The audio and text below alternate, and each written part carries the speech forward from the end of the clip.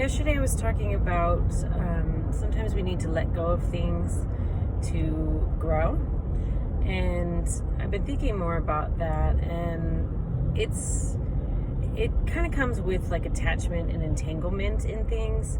If we get too entangled in someone else's stuff or in our things, then we can't move forward sometimes. Now, this doesn't mean always. It doesn't mean you have to have no attachment and things like that. But sometimes look at the things that you're having a struggle with and see if you need to kind of untangle a little bit.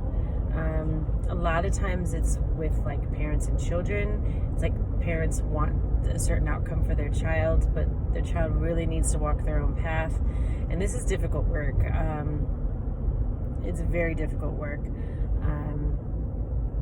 I don't know. My kids are still pretty young, so I can't necessarily say that I've had a ton of success doing this. I find that parents of teenagers tend to really have the hardest time because teenagers have so much angst and hormones and changes, and they want independence, and yet they still need to be taken care of. So they have all these funny relationships things with teenagers. But there is definitely some entanglement of, like almost like you're owning someone else's emotions and things, which is, it doesn't work. It doesn't ever work when you have that entanglement there. So it's hard to step back as a parent, especially, and say, you know what, you need to figure this one out on your own and struggle through it and fall down a little bit. But I think that even with my small children, my oldest is 10, but even with my small children,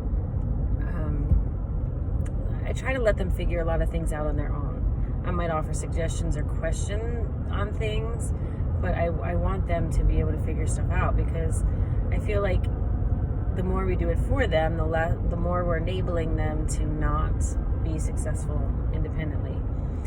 And that's not a good thing. I don't think it's a good thing to step in and do everything for your child, or for anyone else, really, my students or anybody else. It's the only way you're going to really own knowledge or awareness or anything is if you come to it on your own. Somebody can kind of guide you. It's like leading a horse to water. But if you drink the water for them, they're still going to be thirsty, right? That's kind of where I'm going with this, I think, is that, let your kids fall down. Let yourself fall down. You don't want somebody else just fixing your stuff, because that same problem is still there, that you'll still need to work through at another time. Problems don't just go away because you run away from them or someone tries to take them from you. So give that a thought.